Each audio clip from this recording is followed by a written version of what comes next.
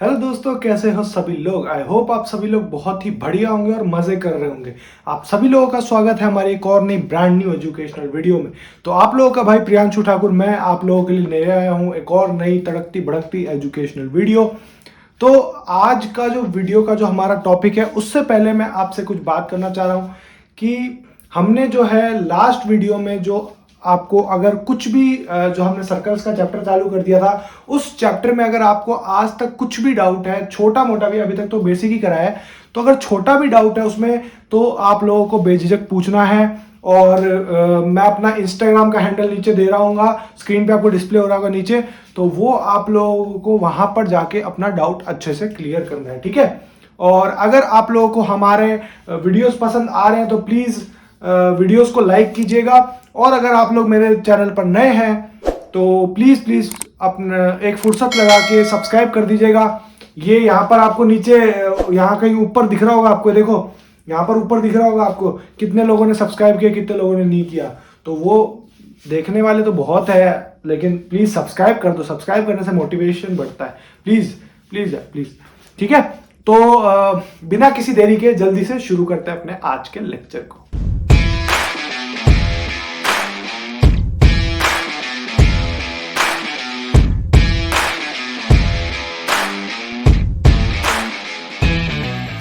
आज का जो लेक्चर है उसका हमारा सबसे इंपॉर्टेंट पार्ट जो है वो है, हमारा जो टॉपिक है वो है angle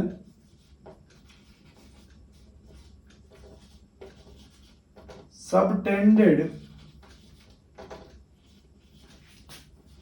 two a chord. Last class में मैंने आप लोगों को बता दिया था कि कॉर्ड क्या होती है सर। कॉर्ड होती है, देखो ये, ठीक है, ये सर्कल बन गया विद सेंटर ओ। अब कॉर्ड का मतलब क्या होता है भैया? कॉर्ड का मतलब ये देखो, ये तो रेडियस होगी अपने पास में आर, ये ए, ठीक है, ए, और ये ए पॉइंट ओ ए जो होगी वो अपने पास में रेडियस होगी। कॉर्ड का मतलब होता है भाई साहब जो अपन को माइनर सेगमेंट में सब नीचे डाल दे, यानी कि माइनर सेगमेंट बाइसेक्ट करे तो उसको अपन कॉर्ड कहते हैं। तो मान लो बीसी कॉर्ड होगी अपने पास में, कॉर्ड बीसी, ठीक है, ये अपने पास में कॉर्ड होगी। और ये क्या कह रहा है? Angle subtended to a cord.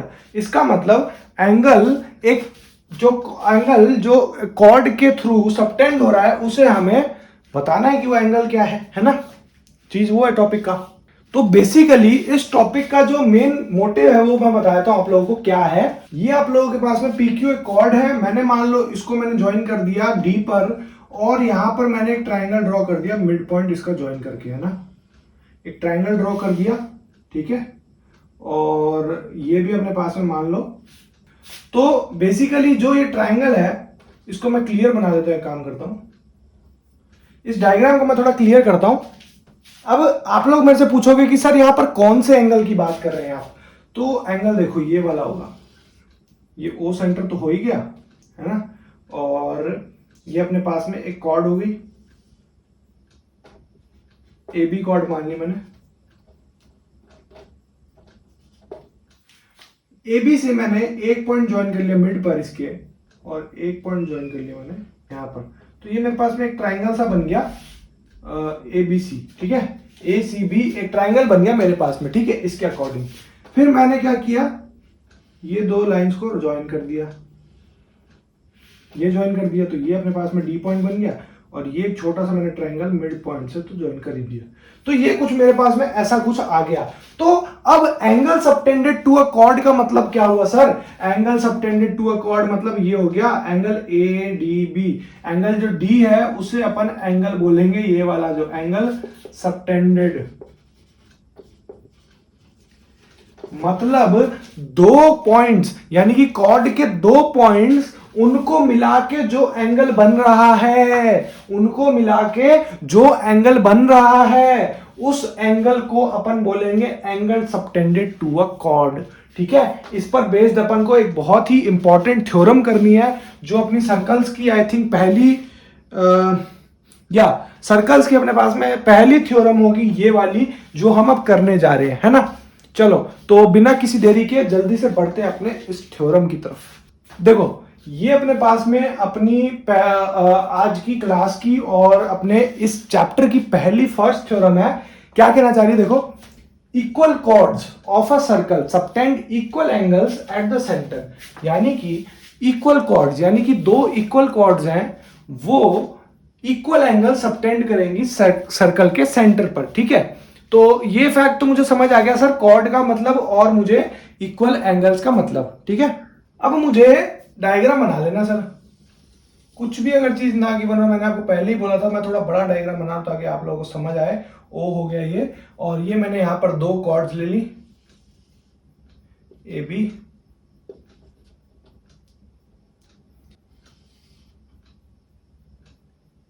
C D. ठीक है, ये दो कॉर्ड्स ले ली। अब मेरे को क्या करना है, इन दो कॉर्ड्स को ज्वाइन करना है सेंटर से।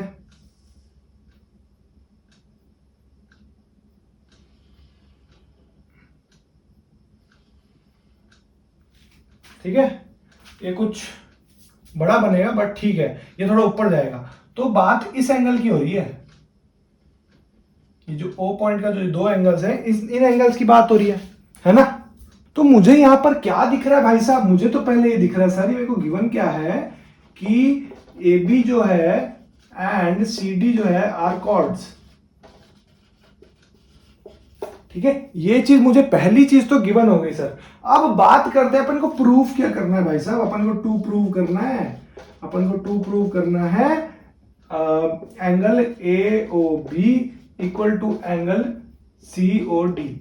ये अपन को प्रूफ करना है। ठीक है, ये आप लोगों को ध्यान में रखना है, अपन को प्रूफ क्या करना है। अब मुझे एक चीज यहां पर दिख रही है सर, एओबी और डीओसी एक ट्राइंगल है, एओबी और सीओडी एक ट्राइंगल है, इसको डीओसी मान लेते हैं ना, क्योंकि ट्राइंगल के अकॉर्डिंग ही जाएंगे तो सही बैठेगा अपने पास में सेटिंग। डीओसी मान लो, तो अपन को यहां पर दो ट्राइंगल दिख गए भैया।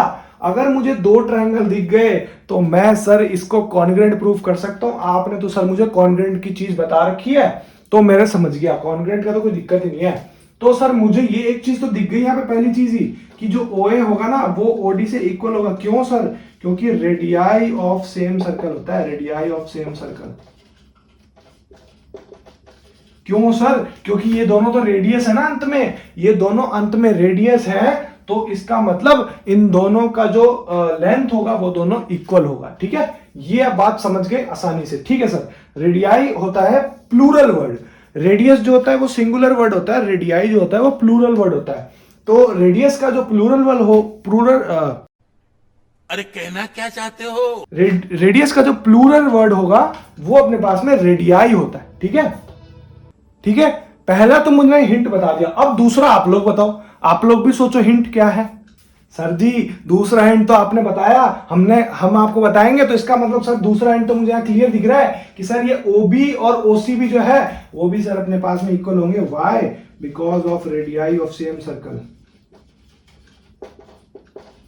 एट दी एंड सर ये दोनों भी तो रेडियाई ही हैं, ये इनके सेंटर से कनेक्ट हो रहे हैं। मैंने आपको रेडियस का क्या बताया था, सेंटर से कोई भी लाइन अगर कनेक्ट होगी, हाफ लाइन यानी कि सेंटर से लेके कोई भी सर्कल के एंड पर जो लाइन होगी उसे अपन रेडियस बोलेंगे। ये आप लोगों को मैंने कहा था, तो आप लोगों को इस चीज में कंफ्यूजन नहीं होनी चाहिए। आई थिंक डायामीटर का जो कंसेप्ट है वो थोड़ा अलग टाइप का। डायामीटर का मतलब होता है कि सर्कल के आपको सीधा ही दिखेगा, मतलब डायामीटर कुछ ऐसा ही होगा। देखो, या तो डायामीटर ऐसा होगा पूरा लंबा में, या ऐसा होगा, या ऐसा होगा, या ऐसा होगा, या ऐसा होगा, जो भी होगा मतलब स्ट्रेट लाइन में ही होगा डायामीटर। ठीक है ना, ये चीज आप लोगों को ध्यान में रखनी है। डायामीटर जो अपने पास में होगा वो स्ट्रेट लाइन में होगा, बट सर रेडियस जो है ना वो कैसे भी होता है, एक ऐसे होगा, एक ऐसे होगा, कैसे भी हो सकता है रेडियस। तो रेडियस से अपन को समझौता नहीं करना। ठीक है ना, ये अपन को समझ आ गया सर। और मुझे एक चीज तो गिवन ही थी सर कि AB इक्वल टू AC होगा, CD होगा। वाई? बिकॉज ऑफ गिवन है सर ये, क्योंकि ये कॉर्ड्स तो गिवन है, तो bye triple S sir, SSS congruence rule.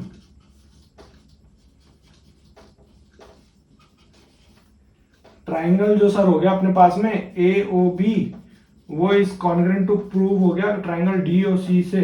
तो यानी कि अपने पास में by CPCT corresponding parts of congruent triangles, angle a o b जो हो गया सर वो अपने पास में एंगल डी ओ सी के इक्वल हो गया, हैंस प्रूव्ड। बहुत ही आसानी से अपन ने ये चीज भी प्रूव कर दी। हैंस प्रूव्ड लिखना बहुत जरूरी है, मैंने आप लोगों को बताया था लास्ट लेक्चर में कि हैंस प्रूव्ड लिखना काफी हद तक नेसेसरी चीज है, वरना एग्जामिनर को पता नहीं लगेगा आपका क्वेश्चन आपने कब खत्म किया है ना। ठीक है, तो आई होप आप लोगों को ये वाली थ्योरम, देखो जनरली क्या है, अगर आप लोगों से 2 मार्क या 3 मार्क में जो क्वेश्चन आएगा थ्योरम आएगी अगर कुछ, तो थ्योरम जो आएगी वो यही आएगी। इसके अलावा मेरे हिसाब से सर्कल में कोई थ्योरम नहीं बनती कि जो आपको 3 मार्क में पूछी जाएगी, बाकी सब थ्योरम्स है, बट ये थ्योरम जो है इस पर ऐसे स्टार मार्क लगा लेना, ऐसे डबल स्टार लगा लेना, ताकि आप लोगों को याद रहे कि हाँ भैया सर ने हमें बताया था कि ये 2 थ्योरम्स, ये जो एक पहली एक जो थ्योरम है सर ये बड़ी ही इंपॉर्टेंट थ्योरम है और इसका प्रूफ भी मैंने अच्छे से पूरा कराया है। तो आप लोगों ने क्या करना है, इस थ्योरम को अच्छे से समझना है, इसका नोट, इसको अच्छे से नोट ले लेना है, इसका नोट कर लेना है, और फिर उसके बाद में अपन अपनी आज की क्लास की आखिरी और सेकेंड थ्योरम की तरफ बढ़ते हैं। तो वो आखिरी भी होगी क्योंकि उसके बाद आपका एक्सरसाइज जो 10.2 है वो आपका खत्म हो जाएगा, उसके बेसिक्स आपके खत्म हो जाएंगे। छोटे छोटे लेक्चर बनना है, कोई दिक्कत वाली बात नहीं, आराम से सारे क्वेश्चंस और सब कुछ बढ़िया से सॉल्व करेंगे, कोई दिक्कत वाली ज्यादा बात नहीं होगी। ठीक है, तो जल्दी से बढ़ते हैं अपने आज के आखिरी थ्योरम की तरफ। बेसिकली देखो आज का आखिरी थ्योरम तो नहीं है वो, मैं आपको बता देता हूँ, वो उसका कन्वर्स ही थ्योरम है। तो यहीं पर आपको समझा देता हूँ उस थ्योरम के बारे में कि वो थ्योरम कहना क्या चाहती है, क्योंकि उसका प्रूफ इतना नेसेसरी चीज नहीं है। देखो प्रूफ जनरली क्या होता है ना, कन्वर्स थ्योरम्स का प्रूफ तभी नेसेसरी होता है जब वो एग्जाम्स में पूछा जाता है। एग्जाम में मान लो हेलिस कॉमेट आता है ना 76 ईयर्स में एक बार, वैसे ही एग्जाम में भी ऐसे ही पूछा जाता है। तो लेकिन मैं फिर भी उसको छोड़ूंगा नहीं, आप लोगों के लिए करा दूंगा, लेकिन जो एक्स्ट्रा सेशंस होंगे उनमें कराएंगे अपन, है ना, एक्स्ट्रा सेशंस, क्योंकि अभी अपन 3-4 महीने में तो कोर्स कंप्लीट कर देंगे पूरा 9th क्लास के एनसीईआरटी। तो उसके बाद फिर अपन क्या करेंगे, तो वो एक्स्ट्रा सेशंस में आरडी के क्वेश्चंस, आरएस अग्रवाल सारे क्वेश्चंस अपन लगवाएंगे आराम से, और फिर अपन आराम से सॉल्व करेंगे उसको। ठीक है, चलो तो आपको थ्योरम समझाता हूँ।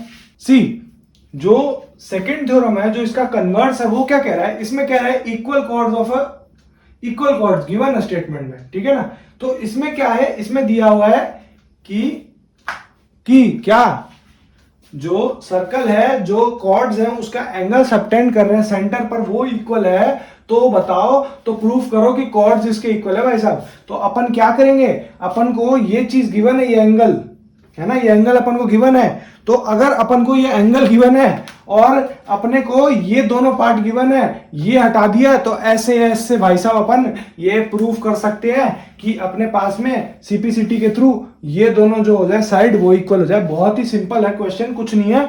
अगर आप लोगों को प्रूफ भी करना है तो आप लोग कर सकते हो आराम से, कोई आपको दिक्कत वाली बात नहीं होगी इसमें, आई होप। ठीक है, होप नहीं, बिल्कुल ही यार, दिक्कत होनी नहीं चाहिए आप लोगों को इस चीज में, क्योंकि मैंने इतना अच्छा पढ़ाया आप लोगों को, शायद ही कोई इतना अच्छा पढ़ाएगा, क्योंकि बहुत ही बढ़िया तरीके से आप लोगों को ये चीज का एक्सप्लेनेशन दे दिया गया है।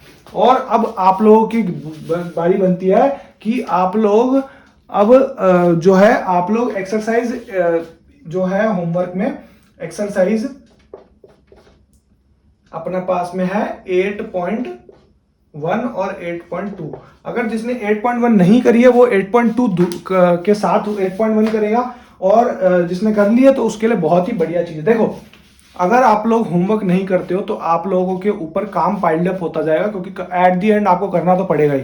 मैं भले ही आपको फोर्स नहीं करूंगा, लेकिन आप लोगों को करना पड़ेगा। जैसे आप स्कूल्स जा रहे होगे और साथ में क्लासेस ले रहे होगे, तो अगर स्कूल जा रहे हो तो स्कूल में भी आपको होमवर्क देना ही पड़ेगा। तो आप लोग अगर उसको ऑलरेडी सॉल्व कर दोगे पहले ही, उसके ऑलरेडी रफ कॉपीज में सॉल्व करके रखोगे, तो आपके लिए स्कूल में नोट्स फेयर बनाने बहुत ईजी हो जाएंगे, है ना।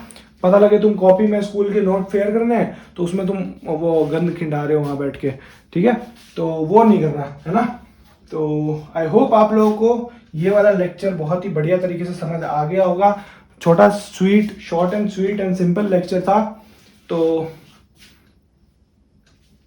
ठीक है, दैट्स इट। आज की क्लास के लिए इतना ही। मिलते हैं एक और नई तड़कती भड़कती वीडियो में। अगर आप लोगों को हमारी वीडियोस अच्छी लग रही हैं, ये वाली वीडियो अच्छी आपको लगी, तो प्लीज़ इस वीडियो को जाके लाइक कीजिएगा। चैनल पर अगर आप लोग नए हैं तो चैनल को सब्सक्राइब कर दीजिएगा। मेरा नाम है प्रियांशु ठाकुर, मैं आपका दोस्त। मिलता हूँ एक और नई तड़कती भड़कती वीडियो में, तब तक के लिए जय हिंद, जय भारत।